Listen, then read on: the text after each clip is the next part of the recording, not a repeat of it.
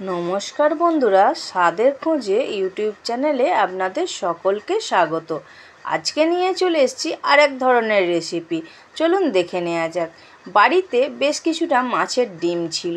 কি করা যায় ভাবছি, তখন থেকে ভেবে উঠতে পারছি না। তারপর ভাবলাম বাড়িতে তো পাকা তেঁতুল আছে, চলুন পাকা তেঁতুলটা আমি ভালো করে চটকে লাইটা বার করে নিয়েছি। আর এখানে মাছের ডিমটা ধুয়ে নুন হলুদ মাখিয়ে ভালো করে এটাকে আমি ভেজে নেব।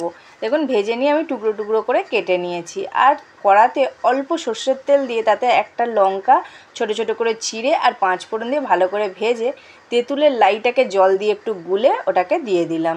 দিয়ে পরিমাণ মতো নুন হলুদ গুঁড়ো আর চিনি দিয়ে ভালো করে নাড়িয়ে চাড়িয়ে চিনিটাকে গলিয়ে নিতে হবে। দেখুন আমার কত সুন্দর ফুটে গেছে। এবার ভেজে রাখা মাছের ডিমগুলো দিয়ে দেবো, দিয়ে আর কিছুক্ষণ ফুটিয়ে নেব। দেখুন এখানে আমার তৈরি হয়ে গেল পাকা তেঁতুল দিয়ে মাছের ডিমের টক ঝাল মিষ্টি চাটনি। ভিডিওটা ভালো লাগলে অবশ্যই একটা লাইক করে চ্যানেলটাকে সাবস্ক্রাইব করবেন। আর রেসিপিটা কেমন লাগলো অবশ্যই কমেন্ট বক্সে কমেন্ট করে জানাবেন।